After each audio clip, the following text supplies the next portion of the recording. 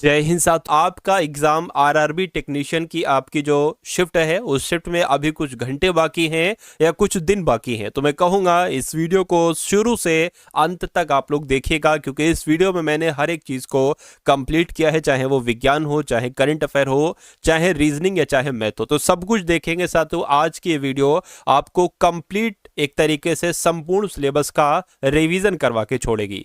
तो पहला सवाल आपकी स्क्रीन पर है, कह रहे कि परमाणु सिद्धांत के आविष्कारक साथियों कौन थे? तो आपको याद रखना है जॉन डाल्टन परमाणु सिद्धांत के आविष्कारक थे। अगला देखिए, पलायन वेग इनमें से किस पर निर्भर नहीं होता है? तो किस पर साथियों निर्भर होता है? अगर आपसे मैं कहूं क्या किस किस पर निर्भर होता है, तो यहां पर आप लोग साथियों याद रखेंगे सार्वभौमिक गुरुत्वाकर्षण स्थिरांक पर निर्भर होता है, वस्तु के द्रव्यमान पर निर्भर होता है, लेकिन पृथ्वी की त्रिज्या पर निर्भर नहीं करता है। यानी कि आंसर आपका जो जाएगा वो ऑप्शन नंबर सी के साथ जाएगा। अगला सवाल देखिए, कहा जा रहा है कि आधुनिक आवर्त सारणी में एक जिगजैग रेखा किसको अलग करती है? तो साथियों किसको अलग करती है? मैं कहूंगा धातुओं से गैर अधातुओं को अलग करती है, इसलिए सही जवाब आपका ऑप्शन नंबर ए हो जाएगा। अगला देखिए, एक पिंड द्वारा दूसरे पिंड पर उसके द्रव्यमानों के गुण द्वारा लगाए गए बल को क्या कहा जाता है? क्या चुंबकीय बल? मैं कहूंगा नहीं। विद्युत बल नहीं साथियों, इसको गुरुत्वीय बल कहा जाता है। क्वेश्चन बहुत इंपॉर्टेंट है, आप लोग ध्यान रखेंगे कि एक पिंड द्वारा दूसरे पिंड पर उसके द्रव्यमानों के द्वारा जो गुण के द्वारा द्रव्यमानों के गुण के द्वारा जो बल लगाया जाता है उसको गुरुत्वीय बल कहा जाता है। अगला सवाल देखिए, ठोस पदार्थ का गुण जिसमें द्रव अवस्था में जाए बिना पदार्थ को सीधे गैसीय अवस्था में बदल दिया जाता है उसको क्या कहा जाता है? तो साथियों उसको ऊर्ध्वपातन कहा जाता है। क्या यह क्वेश्चन कई बार आपके साथियों आरआरबी के एग्जामिनेशंस में पूछा जा चुका है? तो आप लोग ध्यान रखेंगे, ठोस पदार्थ का गुण जिसमें द्रव अवस्था में जाए बिना सीधे गैसीय अवस्था में बदल जाए उसको साथियों ऊर्ध्वपातन प्रक्रिया कहा जाता है। अगला सवाल, लाफिंग गैस साथियों क्या है? फटाफट आप लोग बताइए। तो नाइट्रस ऑक्साइड अगर आपका जवाब है तो मैं कहूंगा आपका जवाब यहां पर बिल्कुल करेक्ट है भाई, बहुत बढ़िया, वेरी गुड क्लास। पूछा जा रहा है साथियों यहां पर आपसे कि महासागर पृथ्वी की सतह का कितने प्रतिशत भाग को कवर करता है? तो साथियों 71% भाग को कवर करता है, और जिनका आंसर यहां पर ऑप्शन नंबर डी था, तो मैं कहूंगा बिल्कुल करेक्ट था। अगला सवाल आपकी स्क्रीन पर है, देखिए साथियों, और फटाफट आप लोग यहां पर बता देंगे कि इस सवाल का जवाब आपका यहां पर क्या हो सकता है। यानी कि वस्तु का भार पृथ्वी पर 6000 न्यूटन है। एक तरीके से बात करें तो चांद की सतह पर उसका भार साथियों क्या हो सकता है? इतनी सी बात आपको यहां पर साथियों बताना है। क्या होगा इसका सही जवाब, बता दीजिए। चलिए, तो कुछ नहीं साथियों, इसको जो 6000 है ना, ठीक है, जैसे कि मान लीजिए क्या वस्तु का भार पृथ्वी पर इतना न्यूटन है, चांद की सतह पर इसका भार क्या होगा? तो इसकी आपको किससे गुणा करना है? 1/6 से। तो 1/6 से जब आप साथियों गुणा करेंगे तो ये इससे कट जाएगा और 1000 आ जाएगा, यानी कि 1000 न्यूटन आपका राइट आंसर हो जाएगा। और ऐसा कहां पर लिखा हुआ है? ऐसा साथियों आपका ऑप्शन नंबर डी में लिखा हुआ है। उसके बाद देखिए अगला सवाल है, कह रहे कि कौन सा प्रदूषण मनुष्य में इटाई इकाई क्या इटाई इटाई रोग का कारण बनता है? तो किसकी बात चल रही है? क्या आपका राइट आंसर हो सकता है? मैं कहूंगा कैडमियम प्रदूषण आपका बिल्कुल सही जवाब हो जाएगा।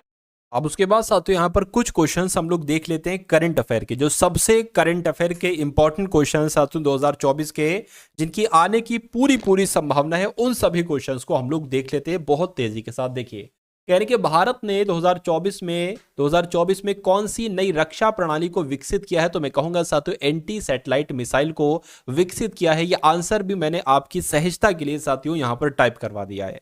ठीक है, तो भारत ने 2024 में जो एंटी सैटेलाइट मिसाइल है, ये एक नई रक्षा प्रणाली है, इसको विकसित किया। उसके बाद देखिए 2024 में भारत का नया लोकसभा के अध्यक्ष साथियों चुना गया है। तो किसे चुना गया? ओम बिड़ला को चुना गया है।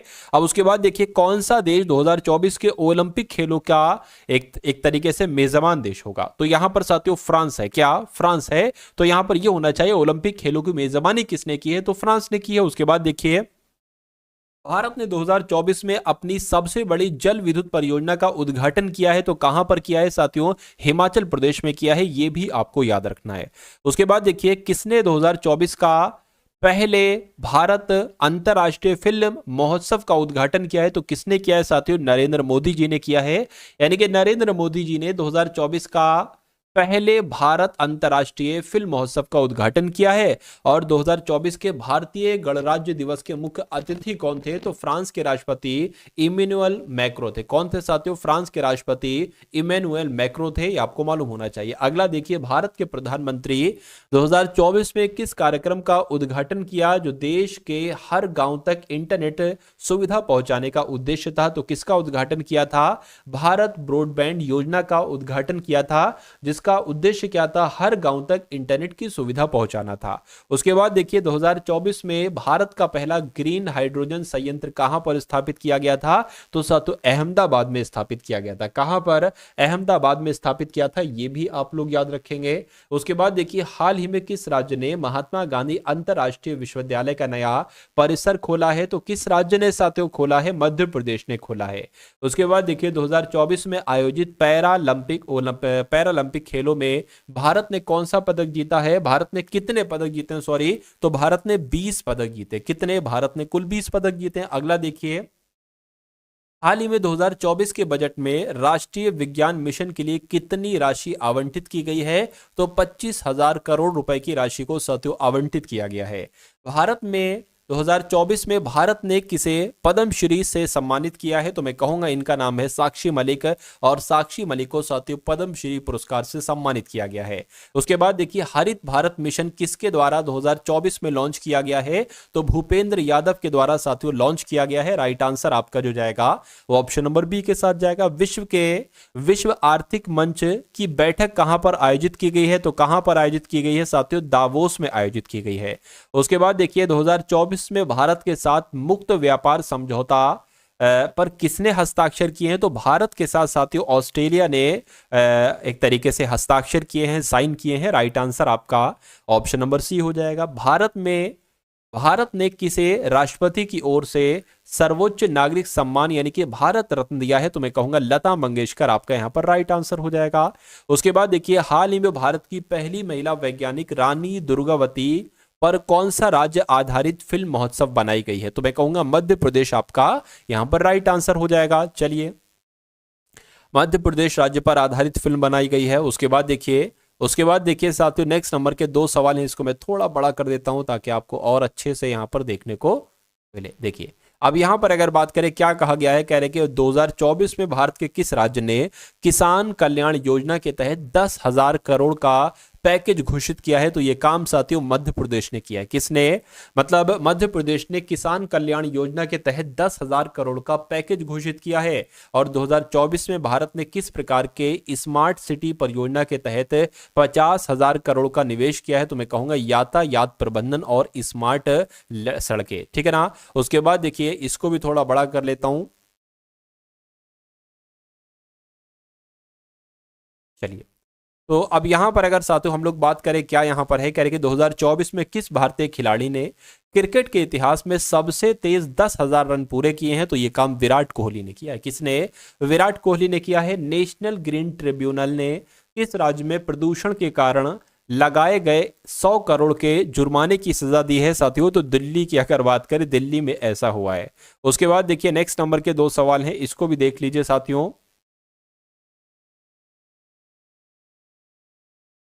हाँ, तो इसकी अगर बात करें, क्या लिखा हुआ है, क्या क्या कहा जा रहा है, देखिए जरा इसको। 2024 में कौन सा देश भारत के साथ पहले मूल्यवर्धन आपूर्ति श्रृंखला यानी कि वैल्यू एडेड सप्लाई चेन पर समझौता करने वाला था? तो मैं कहूंगा बांग्लादेश था, इसलिए आंसर आपका डी हो जाएगा। और स्मार्ट एग्रीकल्चर के अंतर्गत किस भारतीय राज्य ने ऑर्गेनिक कृषि प्रमाणन प्रणाली की शुरुआत की है? तो यह काम साथियों हिमाचल प्रदेश ने किया है। किसने किया है?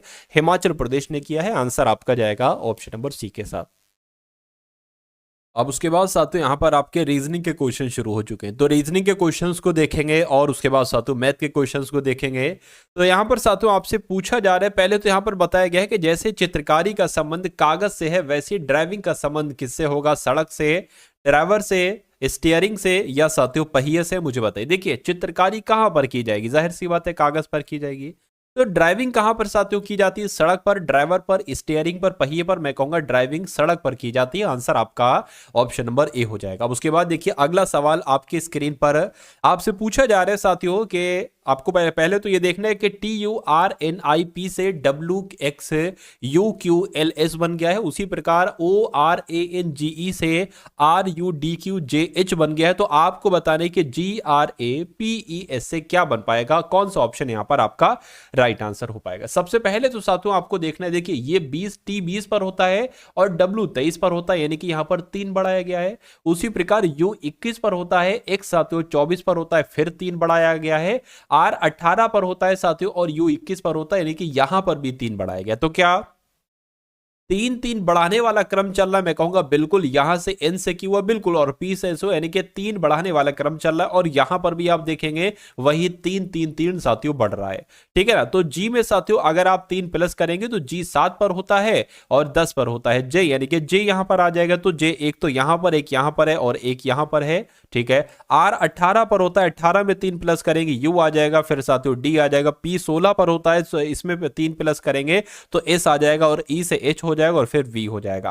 तो ऐसा कौन से ऑप्शन में लिखा हुआ है? मैं कहूंगा JUD। कहां पर लिखा हुआ है? ऑप्शन नंबर साथियों D में लिखा हुआ है और ये आपका क्या हो जाएगा? ये आपका बिल्कुल करेक्ट आंसर हो जाता है भाई, बहुत बढ़िया, वेरी गुड क्लास। अगला सवाल आपके स्क्रीन पर साथियों, इस सवाल को देखिए और मुझे बताइए कि आपका राइट आंसर क्या होगा। कथन आपके सामने है, क्या कथन आपके सामने है साथियों, और निष्कर्ष आपके सामने। कथन आपके सामने और निष्कर्ष आपके सामने, आपको बताने कौन सा राइट आंसर हो सकता है। देखिए क्या कहने के सभी मेटल सॉलिड हैं। तो साथियों ये क्या हो गए? कह रहे कि सभी मेटल सॉलिड है, तो ये मेटल हो गए। और कह रहे कि सभी मेटल सॉलिड हैं, तो ये सभी मेटल क्या हो गए साथियों? सभी मेटल आपके सॉलिड हो गए। इतनी बात क्लियर है। कह रहे कि कुछ सॉलिड कंडक्ट हैं, तो कुछ सॉलिड आपके क्या हो जाएंगे? कुछ सॉलिड क्या हो जाएंगे साथियों? कंडक्ट हो जाएंगे। ये बात भी बिल्कुल क्लियर है।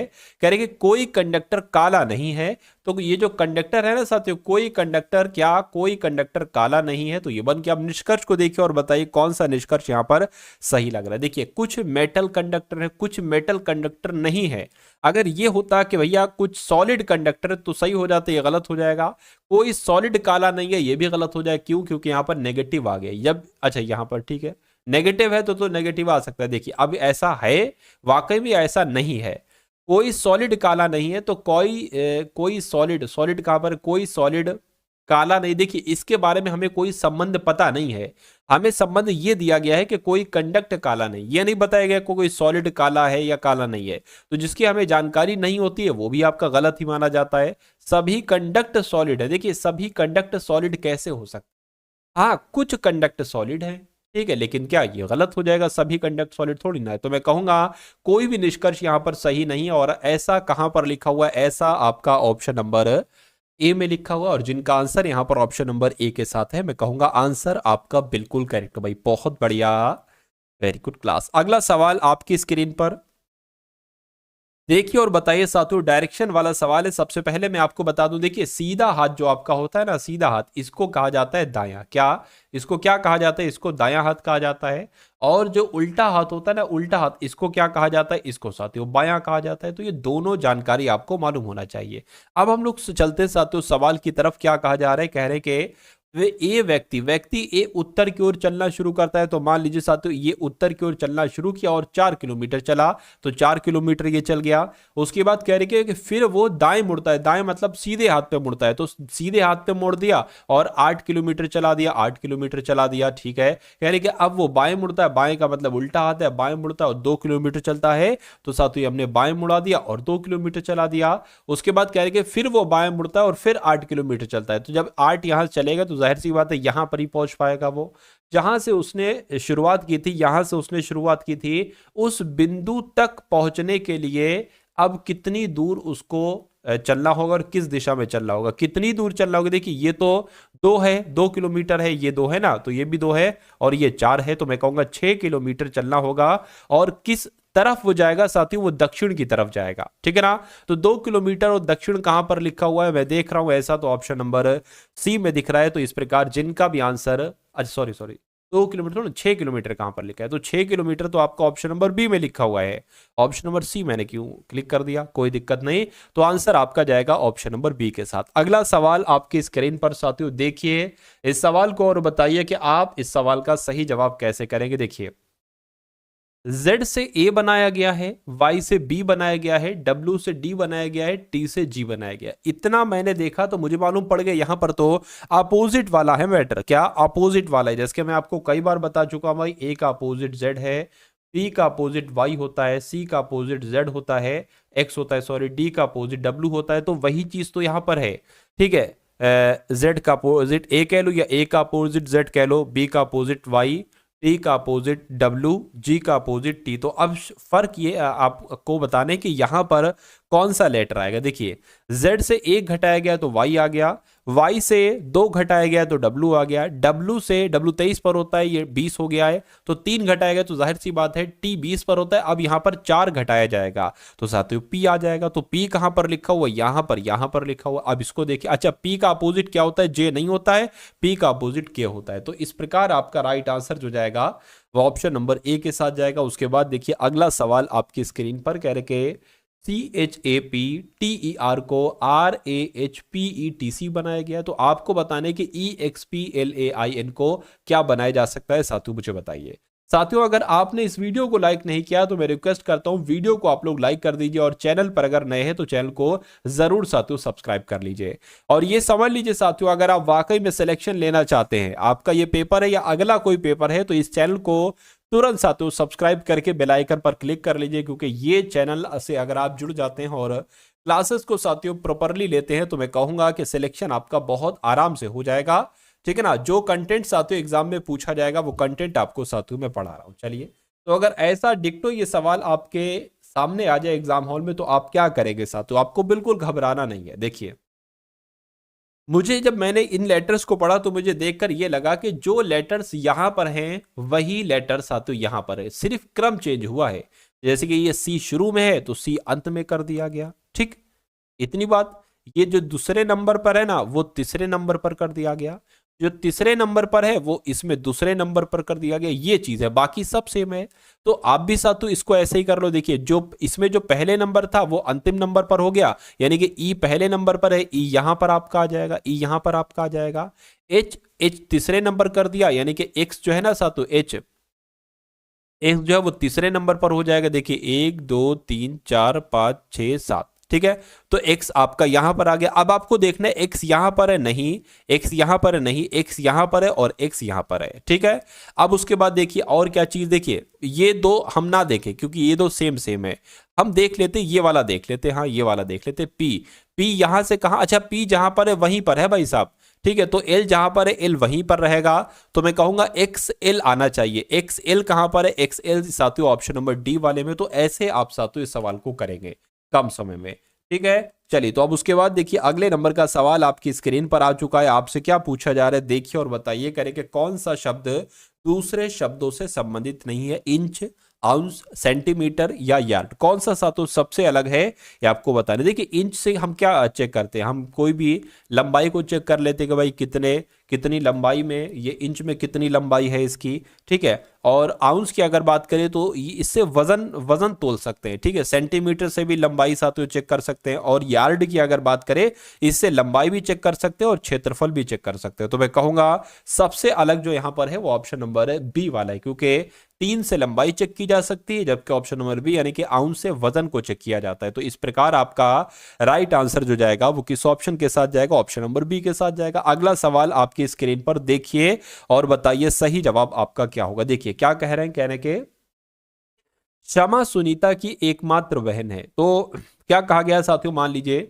ये सुनीता हो जाएंगी। कौन हो जाएंगी? ये सुनीता हो जाएंगी। और कह रहे हैं कि सुनीता की एकमात्र बहन कौन है? सुनीता की एकमात्र बहन शमा है, तो ये शमा हो गई।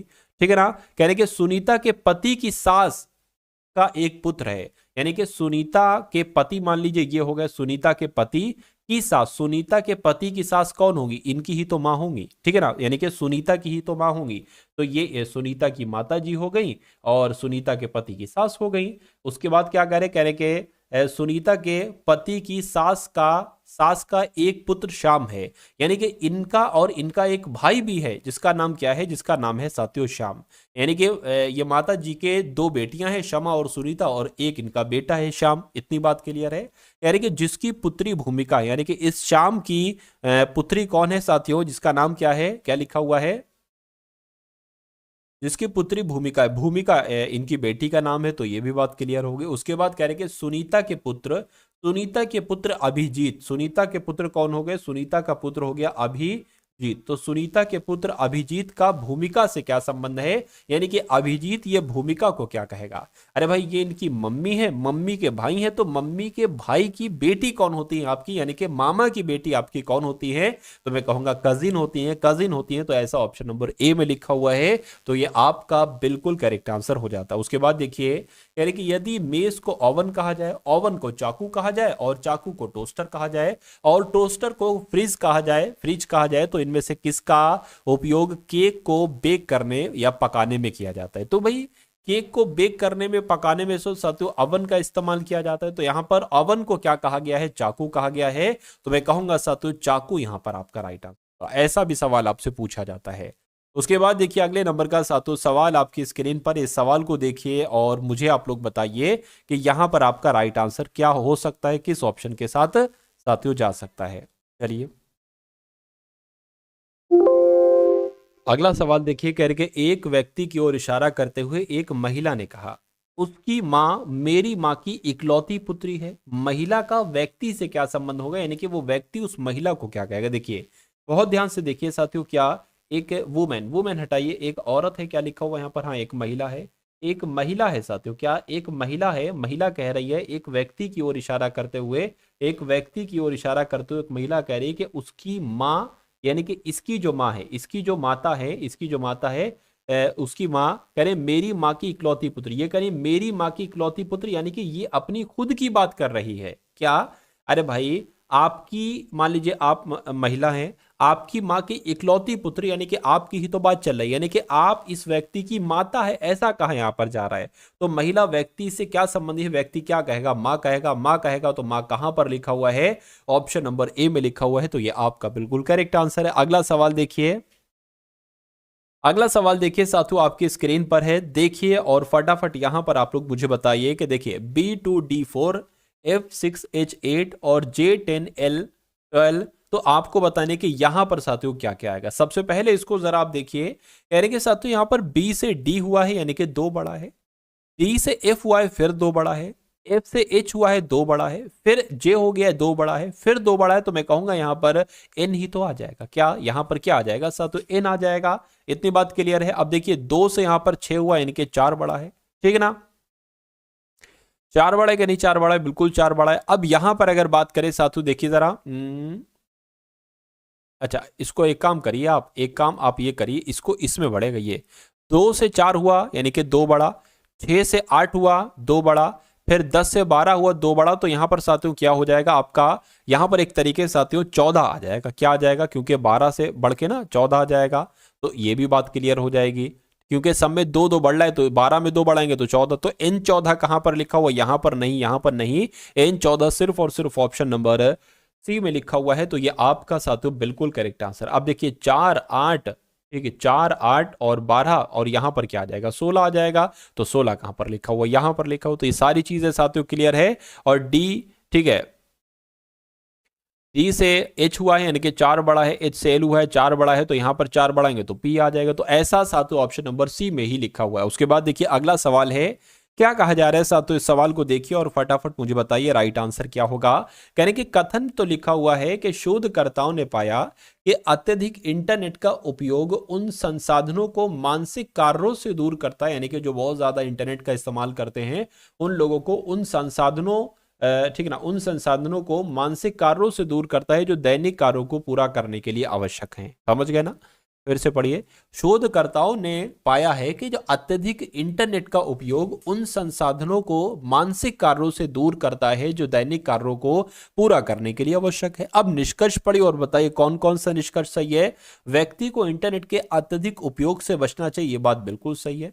जब दैनिक कार्यों को पूरा करने के लिए आवश्यक है, बिल्कुल साथियों बचना चाहिए। इंटरनेट के साथ जुड़ाव के स्तर और ध्यान में कमी के बीच एक स्पष्ट संबंध मौजूद है, ये बात भी बिल्कुल सही है। मैं कहूंगा यहां पर साथियों मुझे दोनों सही लग रहे हैं, और दोनों सही हैं ऐसा कहां पर लिखा हुआ है, ऐसा आपका ऑप्शन नंबर डी में लिखा हुआ है। तो ये क्या होगा, ये आपका साथियों बिल्कुल करेक्ट आंसर हो जाता भाई, बहुत बढ़िया, वेरी गुड क्लास। अगला सवाल आपके स्क्रीन पर देखिए सवाल को साथियों, और बताइए कि आपका राइट आंसर यहां पर किस ऑप्शन के साथ जाएगा। क्या क्या कह रहे हैं देखिए, एक लड़का स्थिर जल में 40 किलोमीटर प्रति घंटा की गति से तैर सकता है। यदि धारा की गति 15 किलोमीटर प्रति घंटा हो तो वह समय ज्ञात कीजिए जिसमें लड़का धारा के प्रतिकूल 15 किलोमीटर तैर सकता है। ये सवाल बहुत आसान है, 2 स्टेप में सवाल हो जाएगा। सबसे पहले मैं आपको बता दूं, एक लड़का है स्थिर जल में। स्थिर जल का मतलब पता क्या है, ये मान लीजिए पानी की सतह है, ये इसमें कोई चलाव नहीं हो रहा है, यानी कि ये पानी जो नदी का पानी है वो चल नहीं रहा है, वो एक जगह पे बिल्कुल स्थिर है। ठीक है, तो इसमें जो अगर नाव चलती है तो 40 किलोमीटर प्रति घंटा की स्पीड से चलेगी। लेकिन धारा की गति, मान लीजिए अब ये दूसरी नदी है, अब यहां पर धारा बहुत तेजी के साथ चल रही है, तो मैं कहूंगा यहां पर 15 किलोमीटर प्रति घंटा की स्पीड से धारा चल रही है। और अगर इसमें 40 किलोमीटर प्रति घंटा चलने वाली नाव अगर इसमें चलाई जाए तो मैं कहूंगा 40 की स्पीड से तो वो चलेगी, और धारा उसकी मदद करेगी 15 किलोमीटर प्रति घंटा उसकी चाल को बढ़ाने में। तो इसमें इसकी चाल क्या हो जाएगी, 50-55 किलोमीटर प्रति घंटा हो जाएगी। ठीक है ना, इतनी बात क्लियर है। अच्छा देखिए, कह रहे कि धारा की गति इतनी है, ठीक है, तो अगर यहां पर पूछता अनुकूल, तो अनुकूल ये होती अनुकूल, लेकिन प्रतिकूल पूछ रहा है। प्रतिकूल का मतलब ये है कि ये शांत जल में नाव की चाल है, और अगर बात करें ये नाव चल रही है इस तरफ चल रही है, लेकिन धारा जो है ना साथियों, धारा इस तरफ चल रही है, तो जाहिर सी बात है फिर 15 किलोमीटर प्रति घंटा इसमें से माइनस हो जाएगी।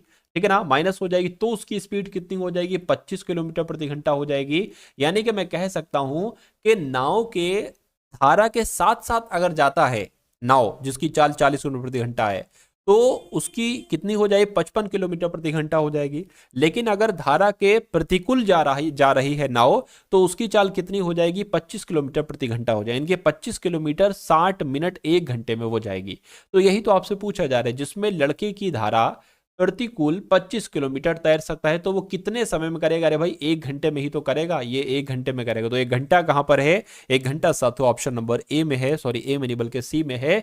तो ये क्या होगा, ये आपका बिल्कुल करेक्ट आंसर हो जाता है भाई, बहुत बढ़िया, वेरी गुड क्लास। चलिए अब उसके बाद देखिए, कह रहे कि यदि तो नहीं लिखा हुआ, कह रहे कि रवि की शादी 8 वर्ष पहले हुई थी, ऐसे लिखा क्या, रवि की 8 वर्ष पहले शादी हुई थी, कोई दिक्कत नहीं। उसके कह रहे कि उसकी वर्तमान आयु उसकी शादी के समय आयु की, ठीक है, आयु की यहाँ पर 6/5 है, ये जो है ना साथियों, ये 6/5 यहाँ पर लिखा हुआ। एक काम करिए, ये लिखा तो है 6/5, ठीक है।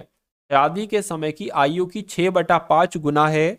रवि की बहन उसकी शादी के समय 10 वर्ष छोटी थी, तो रवि की बहन की वर्तमान आयु ज्ञात कीजिए। सवाल बहुत आसान है। देखिए, रवि की 8 वर्ष पहले शादी हुई थी, ठीक है, उसकी वर्तमान आयु और उसकी शादी के समय की आयु, 2 आयु यहां पर दी गई है। एक तो उसकी वर्तमान आयु दी गई है आपको, एक तो उसकी वर्तमान आयु आपको दी गई है, और एक दी गई है साथियों शादी के समय की आयु। क्या, शादी वाली आयु दी गई है। क्या दी गई है, शादी वाली आयु उसको दी गई है, यानी कि 6/5 है, ठीक है। यानी कि साथियों अगर हम मान लेते हैं, ये हम 6x मान लीजिए, 6x, अगर उसकी अभी की आयु 6x है, 6 वर्ष है, तो शादी वाली आयु 5x है। और यहां पर यानी कि मतलब कहने का यह है कि 1x से पहले उसकी शादी हुई थी, और यहां पर कहा गया कि 8 वर्ष पहले उसकी शादी हुई थी। तो मैं कहूंगा कि x बराबर कितना हो जाएगा, 8 हो जाएगा। अरे भाई 8 वर्ष पहले ही तो उसकी शादी हुई थी। तो अगर हम साथों 6x की वैल्यू निकालें, यानी कि 6 गुणा 8 और 5 गुणा 8 यहां पर निकालें, तो बहुत आराम से वर्तमान आयु कितनी हो जाएगी साथियों, 6 48 आपकी हो गई, और 5 आपकी 40 हो गई। यानी कि अभी उसकी वर्तमान आयु 48 वर्ष है, और शादी उसकी 40 वर्ष की उम्र में हुई थी। जाहिर सी बात है 8 वर्ष पहले हुई थी, यहां पर भी वही कहा गया था। और कहने कि रवि की बहन उसकी शादी के समय उससे 10 वर्ष छोटी थी। यानी कि रवि की बहन साथियों, जब उसकी शादी हुई थी रवि की 40 वर्ष की उम्र में हुई थी, तो उस समय वो 10 वर्ष छोटी थी, यानी कि उसकी बहन उस समय 30 वर्ष की हुई होगी, 30 वर्ष की हुई होगी। लेकिन अब 8 वर्ष जब बीत चुके हैं तो अब उसकी उम्र कितनी हो चुकी है, 38 वर्ष हो चुकी है। तो रवि की बहन की वर्तमान आयु कितनी है साथियों, रवि की बहन की उम्र वर्तमान आयु 38 वर्ष है। तो 38 वर्ष साथियों कौन से ऑप्शन में लिखा हुआ है, मैं कहूंगा ऑप्शन नंबर सी में लिखा हुआ है। तो ये आपका बिल्कुल करेक्ट आंसर हो जाता है। किसी विशिष्ट दुकान में लाभ लागत का 380%। देखिए इस लाइन का मतलब आपको समझना होगा, अभी मैं समझाऊंगा आपको। उसके बाद लिखा हुआ यदि लागत में 20% की वृद्धि होती है और विक्रय मूल्य स्थिर रहता है। आप लागत को, एक काम करो, लागत को आप क्रय मूल्य मानो। क्रय मूल्य का मतलब होता है खरीदा गया मूल्य, मतलब जिस मूल्य पर आपने कोई चीज खरीदी है, और विक्रय मूल्य होता है जिस मूल्य पर आपने कोई वस्तु बेची है। तो कहने के तो लाभ विक्रय मूल्य का कितना प्रतिशत है, यानी कि उस लाभ को आपको प्रतिशत में बदलना है। और फिर नीचे क्रय मूल्य नहीं आएगा, नीचे विक्रय मूल्य है, क्योंकि विक्रय मूल्य का कितना प्रतिशत है लाभ, ये आपसे पूछा जा रहा है। देखिए अब मैं आपको सबसे बिल्कुल शुरू से बताता हूं। देखिए कह रहे किसी विशिष्ट दुकान में लाभ, क्या लाभ की अगर बात करें, किसी विशिष्ट दुकान में लाभ जो है ना, ये लागत का 380% है। ठीक है ना, लागत का। अब देखिए लागत का, तो लागत ये लिख दिया, लागत का मतलब होता है गुणा, गुणा आ गया 380%, यानी कि 380/100 आ जाएगा, बिल्कुल आ जाएगा। अब ये बराबर लगा हुआ है तो क्रॉस मल्टीप्लाई हो गया, यानी कि ये लागत इसके नीचे आ जाएगा। तो अब आपके सामने साथियों कुछ कैसा आ जाएगा, मैं आपको बतला देता हूं। कुछ आपके सामने ऐसा आ जाएगा यहां पर, यानी कि अब आपको इससे ये लग रहा होगा कि लाभ अगर 380 है तो लागत 100 रुपए है। यानी कि अगर लागत, किसी वस्तु को बनाने में लागत 100 रुपए आई है, या कह लो क्रय मूल्य अगर 100 रुपए है, तो लाभ कितना हो रहा है साथियों, उस लाभ 380 रुपए का हो रहा है। तो जाहिर सी बात है साथियों, लागत प्लस लाभ क्या होता है, आपका विक्रय मूल्य होता है। तो विक्रय मूल्य कितना हो जाएगा, विक्रय मूल्य की अगर बात करें, जाहिर सी बात है साथियों 480 हो जाएगा, बिल्कुल सही विक्रय मूल्य। यानी कि कोई वस्तु 100 रुपए में खरीदी, 380 रुपए बढ़ती बेची, यानी कि 480 रुपए में बेची। तो क्या कहा जा रहा है, कह रहे हैं यदि लागत में 20% की वृद्धि हो जाती है, लागत अभी 100 है, जब 20% की वृद्धि होगी यानी कि वो 120 हो जाएगी, तो आपको बताना है। और विक्रय मूल्य समान रहता है, विक्रय मूल्य स्थिर रहता है, तो कहने के लाभ विक्रय मूल्य का कितना प्रतिशत है। तो साथियों लाभ कितना है, लाभ की अगर बात करें, लाभ की अगर बात करें साथियों, ये आपका क्या हो जाएगा, विक्रय मूल्य हो जाएगा। और ये अगर बात करें, ये आपका क्रय मूल्य हो जाएगा। लाभ पता क्या होता है, लाभ बराबर होता है विक्रय मूल्य माइनस क्रय मूल्य। तो लाभ बराबर आपका साथियों क्या हो जाएगा, लाभ बराबर विक्रय मूल्य, विक्रय मूल्य माइनस क्रय मूल्य जो कि 120 है। तो इसको घटाओगे साथियों, लाभ आपका कितना आ जाएगा, मैं कहूंगा 360 आ जाएगा, 360 आ जाएगा। इतनी बात क्लियर है। अब कहने के लाभ को प्रतिशत में बदलिए, लाभ को प्रतिशत में बदल देते हैं साथियों, 100 से गुणा करा दीजिए। और विक्रय मूल्य का ये कितना प्रतिशत होगा, तो विक्रय मूल्य नीचे आ जाएगा, कितना है 480, 480 नीचे आ गया।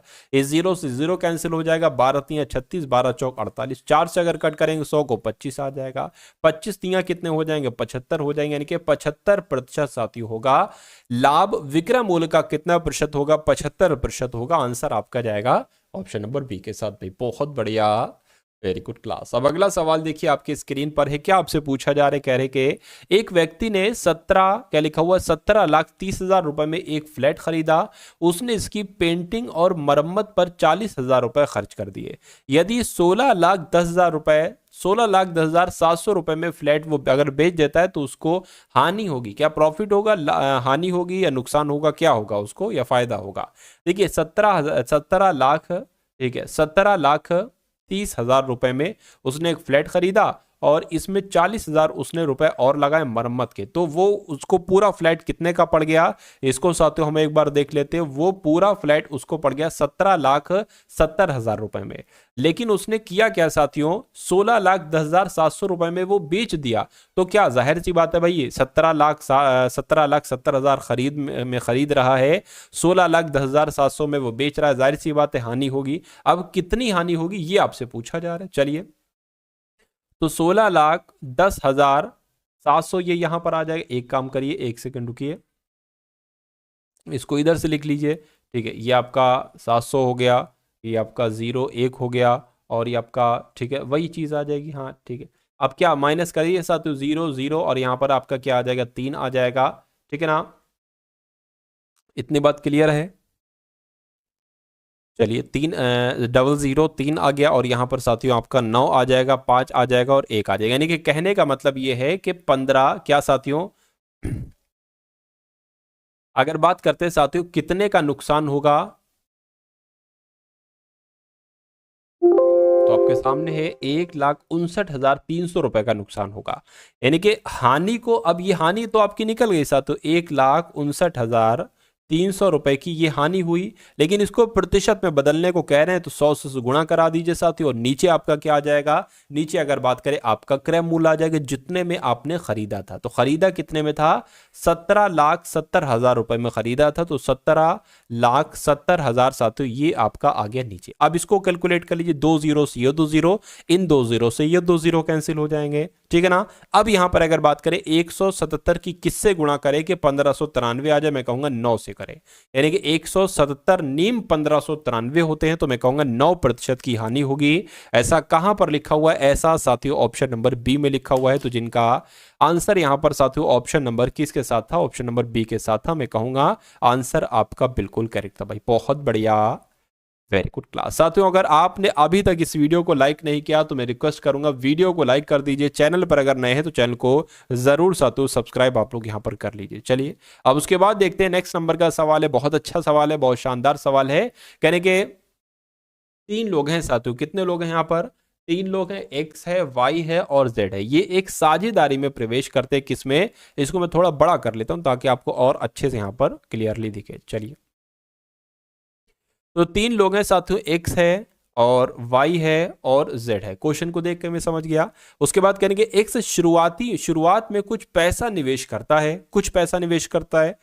वाई शुरुआत से 4 महीने के बाद एक्स की राशि का 2 गुना, एक्स की राशि का 3 गुना निवेश करता है। और जेड शुरुआत से 9 महीने के बाद वाई की राशि का 2 गुना निवेश करता है। यदि वार्षिक लाभ 4,50,000 है तो वाई का हिस्सा कितना होगा। देखिए हम ये मान लेते हैं कि इन्होंने अपना पैसा 12 महीने के लिए लगाया, ठीक है। अब देखिए एक्स ने कुछ समय, क्या लिखा हुआ, एक्स शुरुआत में, अच्छा शुरुआत में लगाया। अब पहले तो बात ये मानिए कि एक्स ने कितना पैसा लगाया।